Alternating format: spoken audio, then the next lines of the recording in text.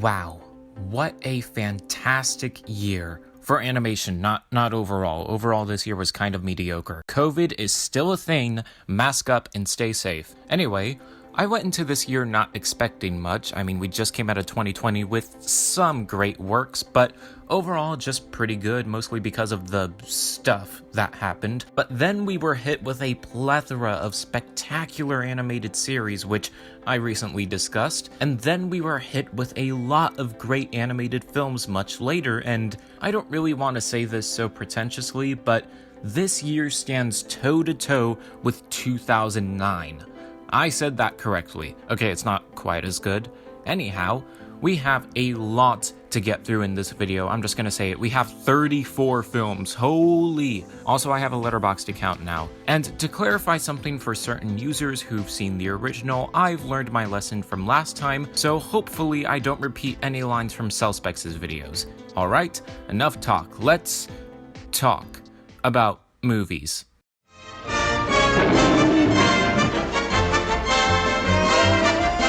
I was way too nice to this movie. For as okay and somewhat entertaining as the Tom vs. Jerry scenes are, that absolutely cannot make up for the sheer horridness for the rest of the film. Every cast member is terrible apart from a select few. The whole spiel about the discourse between the married couple is kinda creepy and unbalanced the more you think about it. Why would anyone in their right mind butt in on someone's personal love life when them splitting up should probably be the best course of action? And as I said in the past, Chloe Grace Moretz is the worst part, which is really sad since I was looking forward to her performance in the cancelled Nimona. Gosh, I hate Disney executives. But yeah, Tom and Jerry 2021 is definitely the worst movie of the year, period.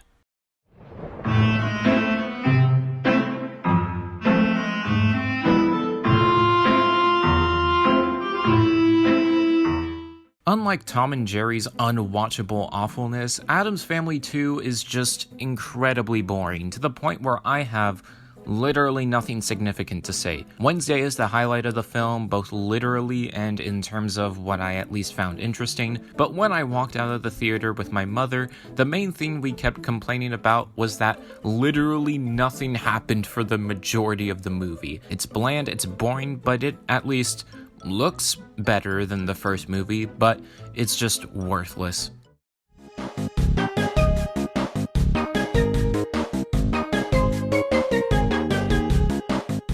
You know, I was going to rank this below Addams Family 2, but then the end credits had to happen, so there. Aside from that, this movie has awful narrative cohesion and structure. The characters are done a great disservice compared to the source material. Liberty is one of the most annoying characters of the year along with the villains. The voice acting is dull, and the look and sound of the movie is so boring and honestly really ugly. I have said that the look is worse than X-Arm, but that was a bit too harsh.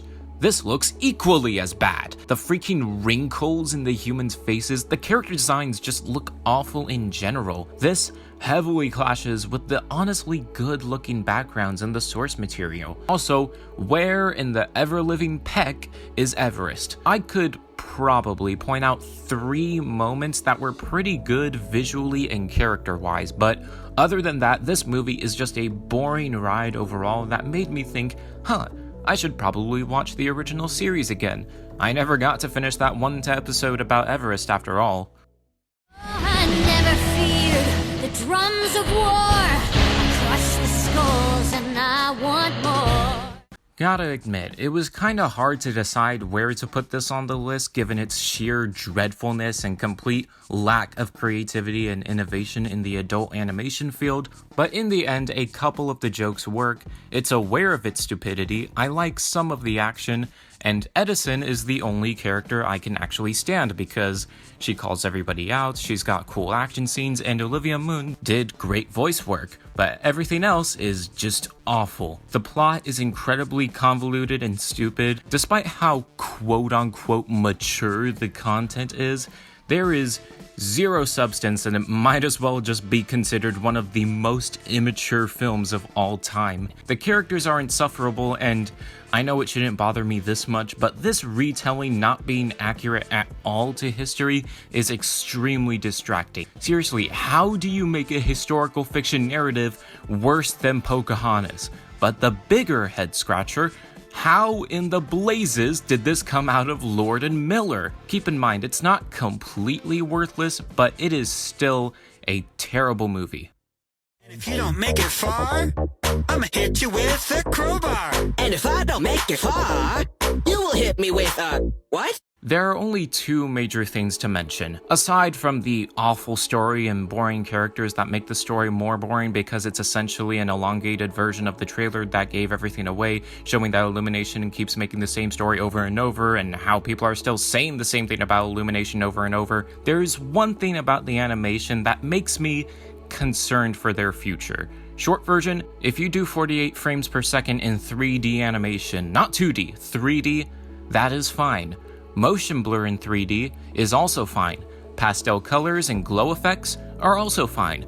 But all three in one package is such a headache-inducing experience. This physically hurts to watch, especially with the ugly character designs outside of a few characters. But despite that, it should be lower on the list. While it's no Space Jam 2, it's certainly fun to watch and rip apart as a theater kid. Like, you expect me to believe that they put on a cohesive play in the span of 3 weeks from scratch? With a first draft script based purely on ideas and concepts, even awful ones. The choreographer should have gotten fired, and has anyone ever said that Buster is such an awful director and producer? He's lucky to have a great cast that works with what they're given. You know how many laws he broke? So yeah, Sing 2 is a clustered disaster, but at least I can enjoy ripping it apart. Got some money, got some cash, I'm rich and now I'm sad. I'll give it that Space Jam 2 is at least aware that it's a derivative mess, or at least it's aware of its silly premise despite it not knowing how to be actually funny. I've said that this feels like if a creator blindly listened to their corrupt higher-ups, and that is pretty much exactly it. And Zendaya being the only credited voice actress in the promotional videos just served to prove how celebrity voice actors are killing the animation industry. This film's a hilarious watch regardless, but only because of how pathetic it is. It's the first day of school, and I think I might quit, cause the things I've been seeing here don't make sense. I was initially on board with a Diary of a Wimpy Kid animated film. The original promotional clip did look like it took some cues from Peanuts movie and Lupin the First, and it would focus just a little bit more on Greg and Raleigh's friendship specifically. Plus, the cast was serviceable. But then there was the trailer, the runtime, and we have the movie now, and it's mediocre. The animation itself looks a little unfinished and, dare I say, bargain bin-esque, but plenty of people have noted that the animation comes off a lot better in the movie than in the trailer, which looked so horrendous. Personally, I had less of a problem with that than I did with the story and the characters. Out of all the Wimpy Kid books, the original is the one I have the least opinions about, since it felt like a shallow series of tangentially related vignettes, but this movie made me go back to the book to realize how slightly more cohesive it was. Same goes for the live-action movie. I do like its focus on Rowley and Greg as usual. Its emotional chords are somewhat solid, but there are glaring problems with the script and its runtime. People have said that Susan's fridge recording and Roderick's complete lack of presence dragged this film down severely, but my personal biggest problem with the movie is that out of all the parts of the original book, the film adapts all of the worst parts. Still, I think Roderick Rules could be a good sequel if they adapted it right, but it is highly unlikely if this is the runtime they're working with.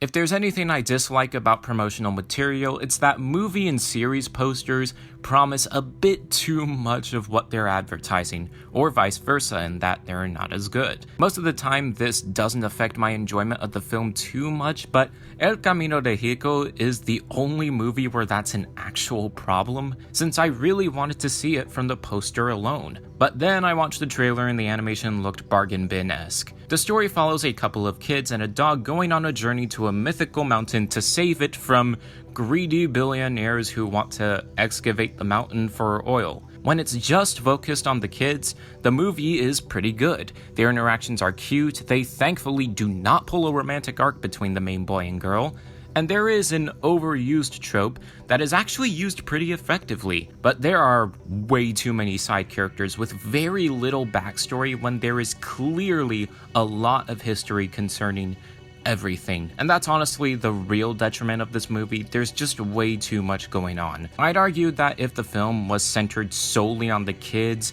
and the greedy corporation did not ever show their faces, this would be much higher on the list. But I'll give it this, it is miles better than most of what Illumination has made.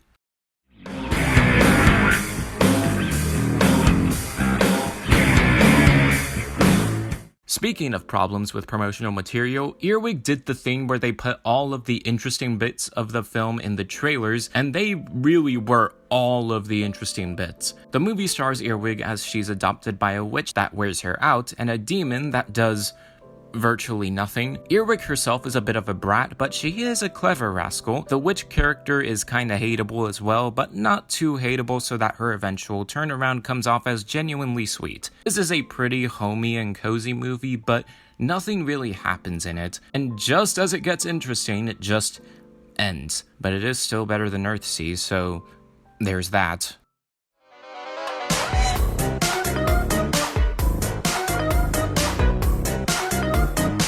I know that the first thing that might come to people's minds is that this looks like a cheap ripoff of Shrek, but this doesn't really make fun of fantasy cliches as much as they use said cliches as a foundation to build up a surprisingly competent story. For what is basically Hansel and Gretel as a spy thriller, the small attempts at character focus admittedly puts it above some contemporary spy flicks, and its animation, while not anything exceptional, is pretty decent for a Netflix original animated movie. But the narrative structure is kinda iffy, plus the titular turning into kid stick feels pretty forced given how it happens. And I'm sorry, but was this dubbed with American accents? Some of the lip syncing just looks wrong. And geez, these cupcakes are kind of worse than the Minions. The only truly noteworthy thing to mention about this movie is that having the competent, accomplished spy Gretel be the one with the most character development is something I can genuinely appreciate. She completely disregards Hansel's efforts to support her through and through despite his grudges against her accomplishments, and the entire film is both of their journeys to see through their bickering and get along as siblings. Still, it's safe to say that while Hansel has the more believable change,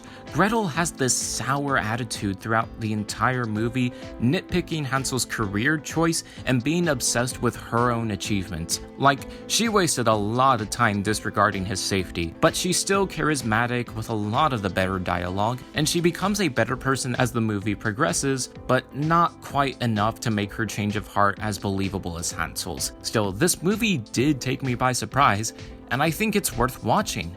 I mean, it's better than Cars 2, that's something. When it comes to money, I'm the motherfucking master. All that you amount to is financial disaster. I don't care who you are or what the fuck you do. If you don't have money, all I'm gonna ask is who. While the sequel to Boss Baby was a lot better than I expected it to be, it's still not a very good film, though it's not an incoherent, terrible mess either. I do like Tim and Theodore's sibling relationship a lot better here than in the original, since they now have actual history and believable tension between them. I like the boss girl baby, though at some times they could have toned down her comedy, and I really liked Tim's daughter as a character, though at some intervals I became kinda uncomfortable with her interactions with de-aged Tim, which wasn't helped by the fact that the fake name Tim picks for his disguise is Marco.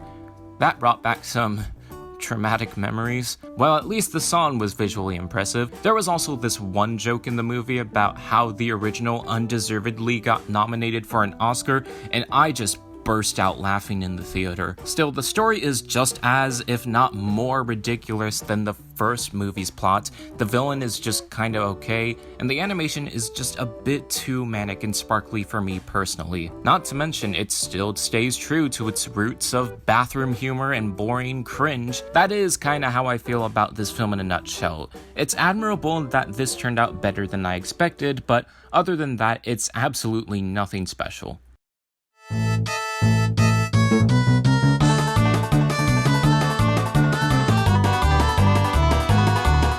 Croods: A New Age is a relatively decent follow-up to the original film, but there is quite a bit of case of sequelitis in this. Yet again, Grug is jealous that Guy is quote-unquote stealing his daughter from him, but now the premise is presented in a sort of mocking and joking manner, because tone-wise, this feels a lot more comedic than the last film. That may be somewhat to its benefit, as there are a lot of comedic highlights here, if only at the expense of the story and the characters being shy of any good quality. Plus, its final act is just a bit too manic and silly for my personal tastes. Nonetheless, this is an okay film with a lot of good laughs that is just shy of anything exceptional. It's just another contemporary comedy from DreamWorks.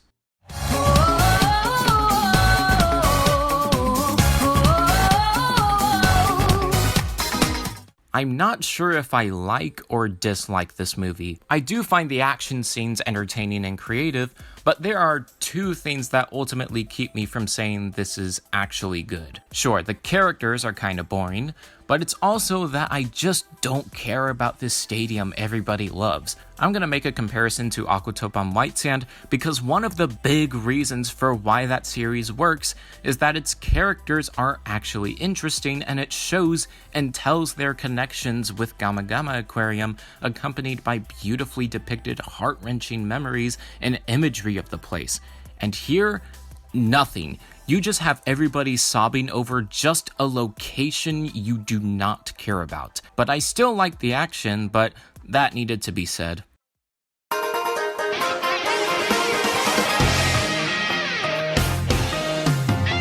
The creators of Whitesnake made a shonen version of NeZha, and it is okay. It is reminiscent of a typical shonen anime with all the trappings that implies. You have the main character that inherits NeZha's overpowered abilities, but can't quite control them and ergo is seen as a threat. He then gets training from your typical mentor character, in this case the Monkey King, who is the best character in the movie by far.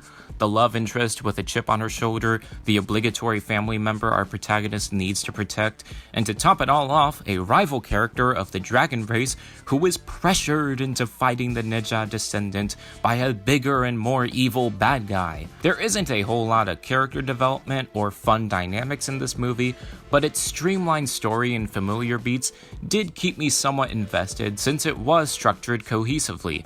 A good movie, just not one that's very memorable or noteworthy.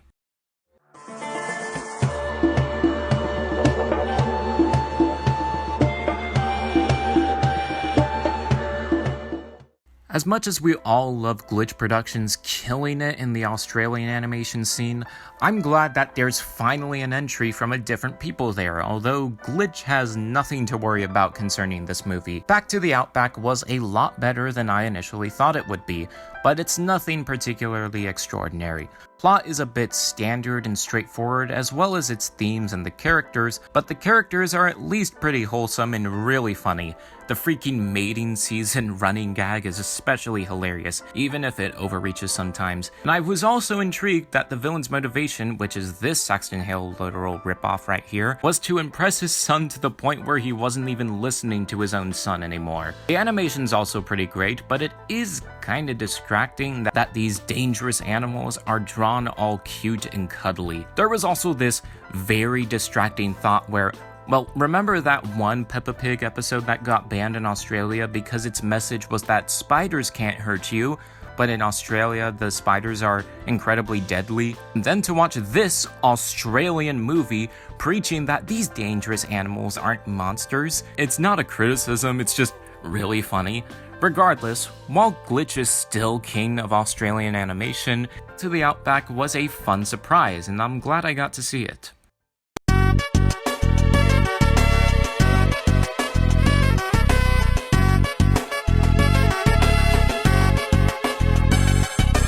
While the film goes on at unnecessary intervals involving characters that aren't fleshed out as much as certain others, there is still stuff to enjoy in this movie. I really enjoyed Ron and Barney's interactions despite the last-minute bittersweet ending attempt at the end. There were some pretty cool trope subversions, like how the reason Barney's alone isn't because everyone resents him, more that he's too insecure to reach out to anyone. And Ron is the comedic highlight of the film, let's be real. Plus, that forest scene was just amazing.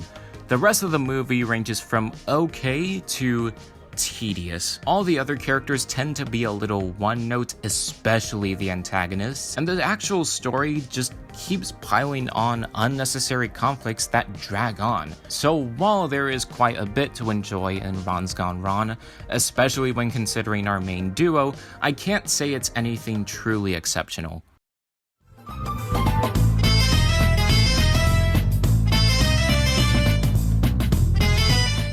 I remember hearing about Vivo and not being very excited about it because the premise sounded a little touristy, and I'm not the biggest fan of Lin-Manuel Miranda, though I don't actively dislike his work either. But thankfully, Vivo turned out to be not an elongated, glamorizing tour of differing locations, instead a cute and heartwarming journey centered around a tween girl named Gabby and a kinkajou named Vivo as they try to deliver a song to a special someone in Florida. While it is pretty mainstream, there is some genuine heart in this. The beginning and the ending are filled with brimming emotion, and the movie starts with an inciting event that I sure do wish happened a lot more in movies aimed at the family market. Even though the middle is the weakest part, there is still stuff to enjoy in it, but it's only enjoyable if you're turning your brain off, not expecting anything spectacular. As for the songs, I think in general they're pretty good, but nothing too extraordinary, and those 2D animation sequences are just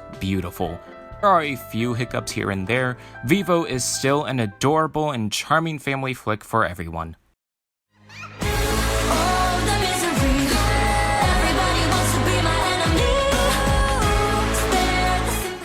Despite still not having seen the original Whitesnake movie, I still enjoyed its sequel quite a lot, and I think it does a great job of standing on its own 2 feet, even if I had to look up only one detail to get what one particular moment was about. Green Snake is a Chinese animated film by the same people of Whitesnake in the recent NeZha Reborn film that follows the titular Green Snake character Xiao, who basically gets isekai'd into a dystopian battle royale dimension with about the same atmosphere as NeZha Reborn. In that world that is basically bootleg purgatory, she needs to sort through her feelings and her separation anxieties over her sister Xiaobai in order to leave the world, and along the way meets this mysterious guy who wears a mask to hide his face and doesn't fully understand what happened to him, why he's there, or what his obsession is since he's lost his memory. Don't worry, the film spells it out for you immediately after getting to know him. I can't say that the story is a particularly strong point of the film,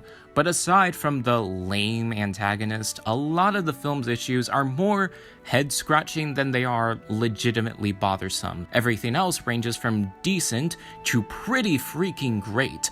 I do like most of the characters, but especially the lead character Xiao. She's very likable and adapts to every situation, albeit a bit too quickly, and her determination to keep the memories of her sister alive is highly admirable and relatable, and her chemistry with the mysterious guy is pretty neat. Also, as someone who isn't that big on dystopian settings, this film is stunning to look at. I know that people are gushing over Arcane's visuals, but I personally think this looks even more amazing. The atmosphere, the boss action, the cinematography and shot composition, the legendary action, the colors, the action, the glowing flares and literal magic in the air. Have I mentioned the action is so good? But one minor irritant, Verta?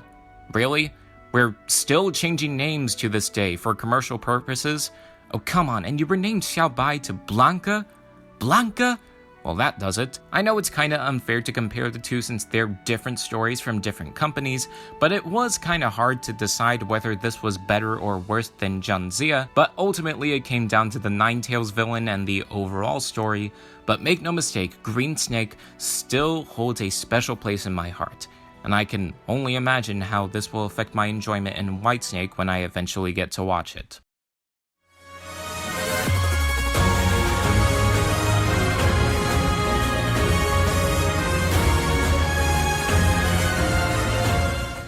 If you haven't been catching up on Beijing and Light's cinematic universe consisting of NeZha and Jiang Ziya, you are seriously missing out. Not that these are highly exceptional, but they, along with a select few, are shaping up what seems to be a promising future for Chinese animation. To sum up its synopsis, the legendary Jiang Ziya's final task before becoming a god is to smite the Fox Clan leader, Ninetails. However, he discovers that her life is tied to that of a young girl and refuses to kill her. He is then banished from the heavens and lives as a recluse with his animal sidekick and the leopard god until he comes across a girl that somewhat resembles the girl he saw in his vision.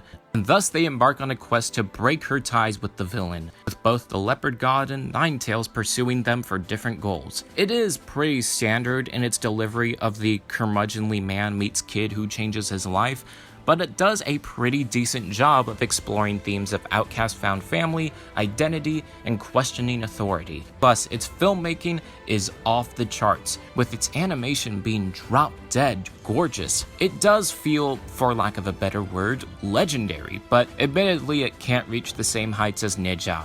Still, I am very interested in seeing where the cinematic universe goes.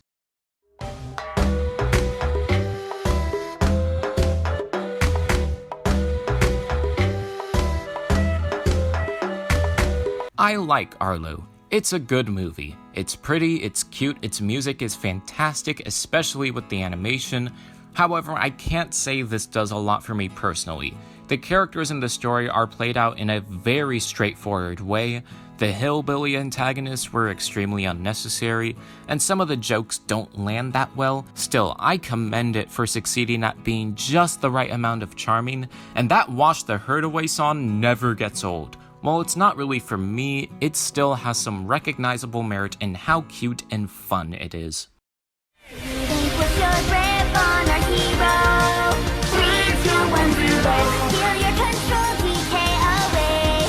Oh, what a dark day. Like Maggie's Destiny, production value alone should drag this down, and even then, I like the Maggie movie better than this, but this is still a pretty great watch with tons of nostalgia and pseudo-lore detail. Yeah, about that lore detail, it was cool then, but in a certain other video, I have admitted that the weakest part of the series in general was the lore. The rules of this universe are taken both as a joke and literally, so it's hard to tell when something actually matters or is at stake sometimes, but I still really like this movie regardless. The bits of nostalgia celebrating 10 years of SMG4 are a joy to sit through. I really like how the tone is able to go from comedic to utterly horrifying at a turn of a dime. The action is pretty fun with a lot of great visual comedic touches. Plus, there's this. All in all, while it's not really impressive, my own history with SMG4 allowed me to greatly appreciate and enjoy this film for what it is, which is essentially an elongated inside joke.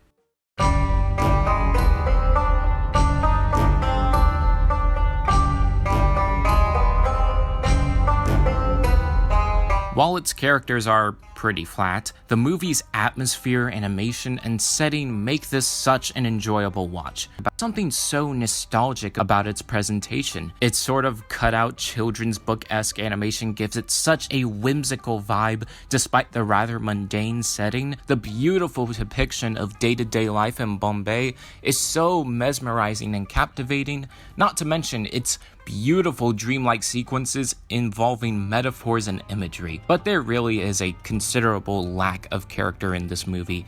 It attempts to use visual storytelling, but it ultimately just makes the characters and their motivations seem so simple. Still, it goes without saying that this movie is so watchable for its charming and eye-catching visuals and atmosphere alone.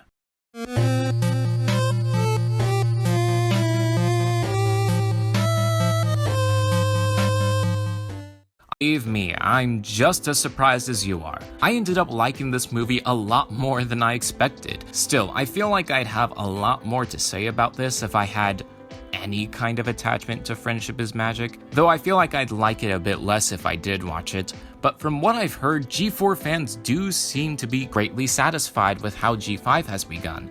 The story follows a young pony named Sunny who dreams of uniting Pegasi, unicorns, and earth ponies. One day, a unicorn named Izzy wanders into her hometown, which will set off a chain of events leading up to when they bring back magic for all three of pony kind. I cannot believe I said that just now. Story-wise, it's not anything that extraordinary. It is a hero's journey MacGuffin story after all, with all the heart of one, and that climax was really boring, but the filmmaking techniques really elevate this movie. The animation, as apprehensive as everyone was to it, is beautiful. I love the magic sequences and the environments are really neat. I love the character designs and how they move, but then you hear their voices, and this is probably some of the best voice acting I've heard all year. Is it better than killing slimes? No, because they never make their own diegetic sound effects. Speaking of the characters, they're pretty good, but oh, Izzy. Izzy is amazing and I love her. She's just so bright and positive, but also knows her boundaries, and she works so well off the other characters. How does it feel, Sakura? How does it feel? And yeah, this movie is just a lot of fun to watch, with some great music too. And you know what? Maybe this will finally convince me to check out Friendship is Magic. Maybe. I don't know. Don't use that against me.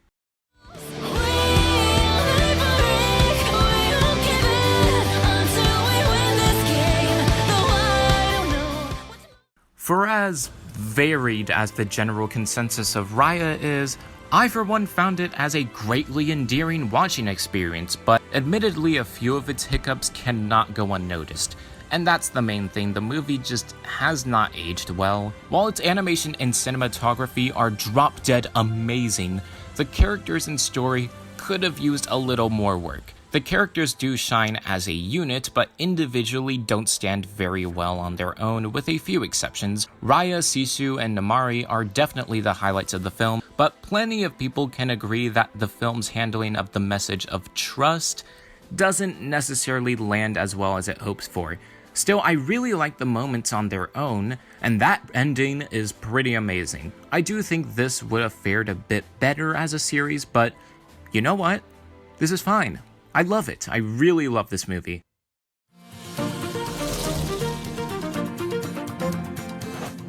While other films have aged for the better or for the worst, Encanto is one of the only films that strangely has not aged at all. A lot of the praise and criticisms I gave in my original review holds up quite well. I really love its animation and story, with its small-scale character-focused concept. The songs are great, especially We Don't Talk About Bruno, which I can't get enough of, and each of the characters are a joy to watch. However, the ending doesn't quite wrap up all the plot points in a cohesive manner, we don't get enough Bruno in the movie, and sometimes the cinematography doesn't feel as interesting as certain others, and even the animation itself just feels a little too loopish. But this film is commendable for its literally familiar setting and its well-handled generational and familial conflict.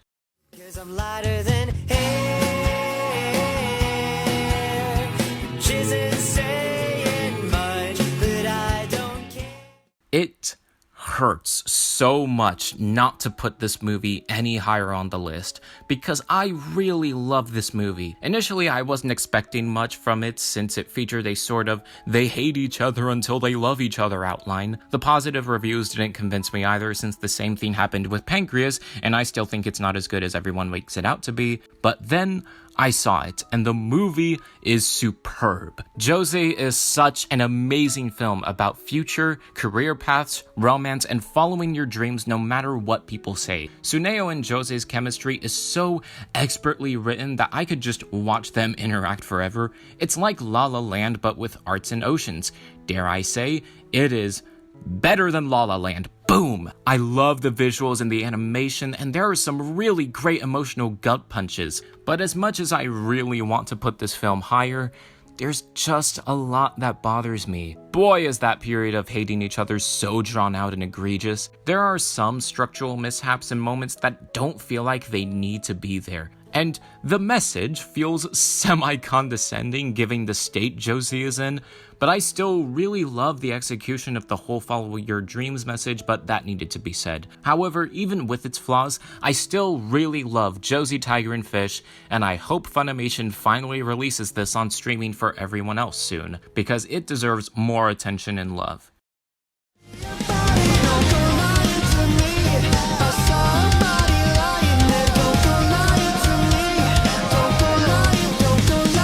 The first entry of the film series following the prior season of Princess Principal premiered earlier this year, and it was exceptionally fantastic. For essentially being an elongated episode of Princess Principal, I can't say that as a movie by itself it does anything that special, but as for what it is an incredible start to what I see will shape up to be an amazing film franchise. The visuals are still as great as ever, the soundtrack slaps just as hard here as in the first season. I still love the characters down to their cores, especially Anjay and Charlotte. Sorry, Charlotte and Anjay. You know what I mean if you've seen the series. And I really love how the objective of this story further explores Anjay's character concerning her obsession with telling lies and pushing everyone away. And as said, it contains my new favorite opening sequence of all time. At least one that isn't Liz and the Bluebird. Overall, I really enjoyed watching this, and I am ecstatic for the rest of the continuation of this amazing franchise.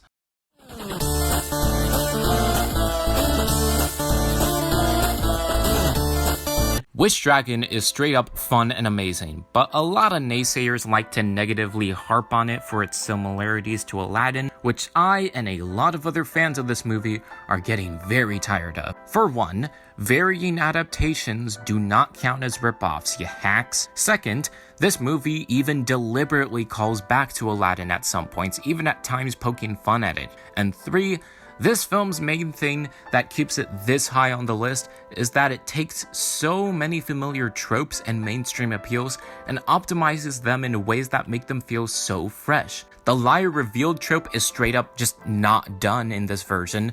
Din and Lena remain best friends the whole way through, having their arcs not being about lies but about class and money, and Lon is basically a classist, snobby version of Genie.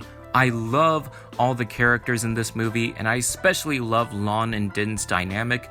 The animation is stellar in its simplicity, but there are weak points of this movie, like that one restaurant scene, I guess. And also there are some copy and paste character models that are kinda distracting, but overall, Wish Dragon is a stellar mainstream film that I'm glad I got to see on Netflix.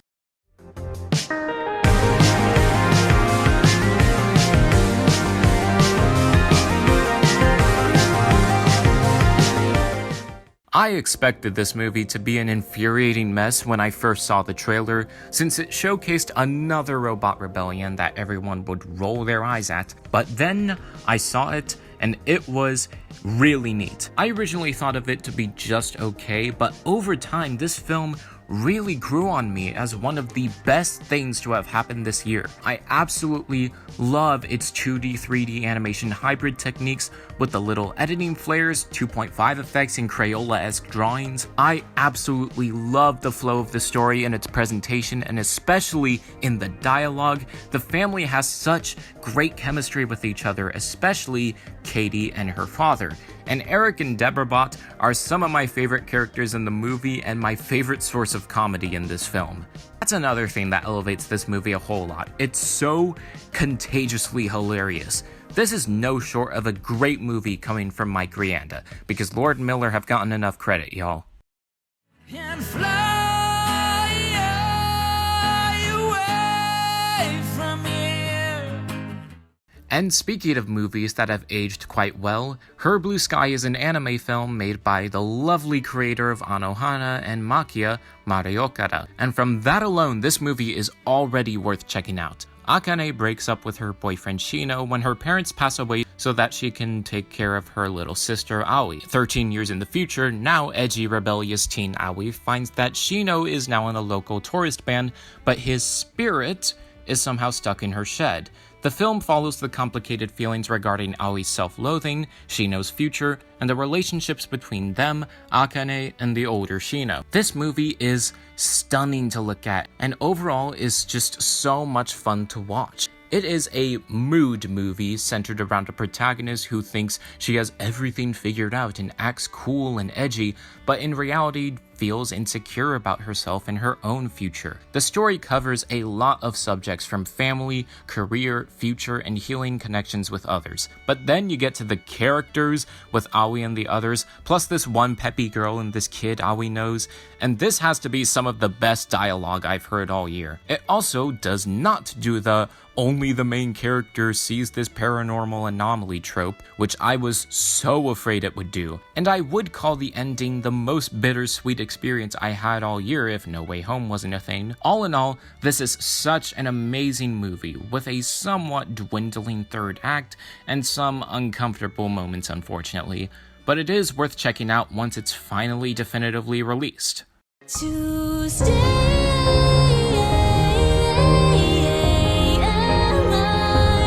through the end.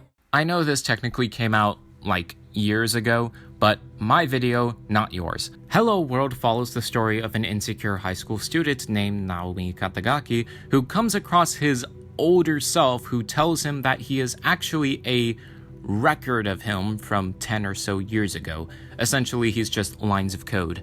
And his future self has come to help prevent the death of his future girlfriend, who was not the pure-hearted girl Naomi has a crush on, but instead this other headstrong, stern girl named Rudy Ichigo. What follows is a series of complicated interactions between Naomi and his future self, as well as some genuinely endearing moments between him and Ichigo. For a CG anime, the animation looks drop-dead stunning, character animations aside. I love the psychedelic imagery, the color schemes, the set pieces, and especially how it utilizes these horrifying creepypasta-looking creatures. And for as dull as the premise sounds, for a nice change of pace, I liked how Naomi wasn't a loner because everyone hates him. He just doesn't have enough confidence in himself to do anything. In the same vein as Ichigo being aggressive not because she's repulsed by close relationships with others, it's just that she doesn't quite understand intimacy despite being curious about it. And then you put these two together, and while there are typical eye-rolling staples of anime romances at times, I just love whenever these two are on screen at the same time. And spoiler alert, this movie has one of the best twist villains I've seen in a while. Its story beats and characters feel very reminiscent of Makoto Shinkai, and with its presentation and abstract imagery, it even feels a little Masaki Yuasa. But while it is reminiscent of Shinkai and Yuasa, it's not quite up there to rival some of their bests, though it is better than their average output. The second half feels like a completely different film than the first, and it admittedly is the weaker chunk of the movie. And it is unfortunately another one of those cases where the girl transitions from being a character to a goal. And as for its psychedelic imagery, I found them to be a bit too colorful and cartoony and not enough abstraction and trippiness, and it's not Children of the Sea is what I mean. Still, it is a frankly amazing, underrated movie that I wish more people got to see, and I blame Netflix for that. Spread the message around the world. Squids are people too. Oh yeah, squids are people too. As much as we all love Pixar's bombastic masterpieces, we really were in need of a low-key movie to tug at our heartstrings in a more somber manner, and Luca does seem to be the answer to that. This movie is probably the sliciest of lifeiest Pixar has ever gotten. The limited yet magical setting of Porto Rosso, with its intricate details in community life, is so immersive that I could just imagine myself being there. The animation is stellar in its simplicity, with these amazing character designs and usage of 2D techniques in the 3D landscape. The characters and their interactions are top-notch. I love all three of our main trio, even individually. Ercole is a fantastic one-dimensional villain that we need more of nowadays. Have I mentioned the soundtrack at any interval ever? It's got this sort of Ghibli-esque vibe to it, which was the creator's intended look and feel. It's kind of funny how a studio that is not Ghibli can make a better 3D Ghibli-feeling film than they can. But even after all that, people have noted that its final act is a little shaky in comparison to the prior two, which is warranted. And honestly, I think they should have done better with Julia's dad and Luca's parents. Still, this is definitely one of my top favorite Pixar films to date. And I'm honestly kinda excited for the upcoming release of Turning Red, even though the trailer is kind of a trash fire. Oh, why can't I just spit it out and tell you right now? Admittedly, its dialogue and characters could have used a bit more nuance, and the ending feels a little bit too copy and paste from other anime rom-com movies, but in all honesty, this is one of the most surprising and fun watching experiences I've had all year. and seeing how well Words Like Soda is doing in terms of critical acclaim and audience reception makes me so happy. I love how the characters deviate from their respective archetypes in ways that make them feel so relatable. Cherry plays off as your typical shy boy, except he's just really passionate about what he loves and doesn't handle auditory processing and conversation all that well. Smile plays off as your typical muse waifu, except that's literally her persona online, but when she's off camera, she's insecure about her looks and her worth to others. Then the other characters get to chime in with their overwhelming charm. The look of the film is unique and literally bright, and the soundtrack sounds so beautiful, being composed by the same composer of Silent Voice and Liz and the Bluebird. I just really love this movie to bits, and it's probably one of my personal favorites. And if nothing else, I absolutely love the neurodivergent coding, even if it's unintentional. People can have their own opinions, but this will go down as an instant modern classic in my book. If only, yeah, if only, yeah. In a year where we've had so many amazing animated movies like Luca, Encanto, Josee, Mitchells, and Wish Dragon, to name a few, it's probably a bit difficult for people to decide on what their favorite was. But to me, it was no contest.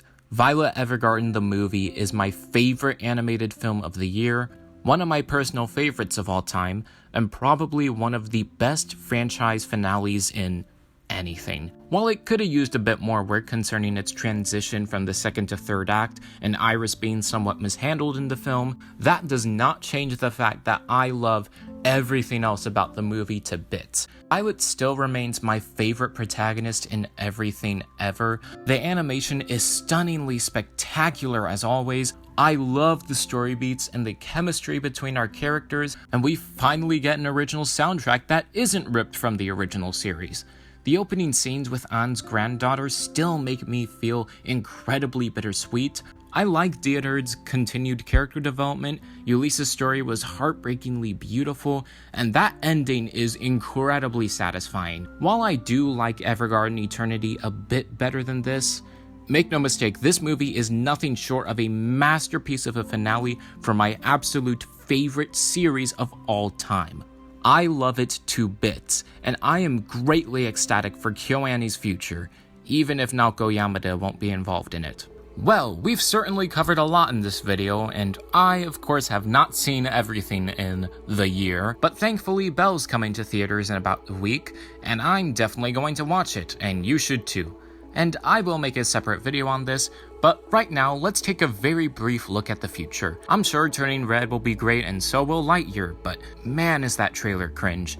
Bad Guys looks good and K-pop Demon Hunters looks interesting. I'm actually excited for it. Much to my dismay, we'll get Minions 2 finally. Also, seeing a bit of Harmony will make it here sometime, and I do have stuff to say about my first impressions of it, but I'll save it for later. But I will say that I am now less worried about it. Noelle and the Magic Book is going to make it here sometime, and I am pretty excited. And then there's the Mario movie, starring Chris Pratt. Anyway, tell me your ranking of every animated movie you saw in 2021, and while you're at it, tell me what you're looking forward to. Make sure to like, comment, subscribe, and hit the bell. Thank you for watching, and catch you next time.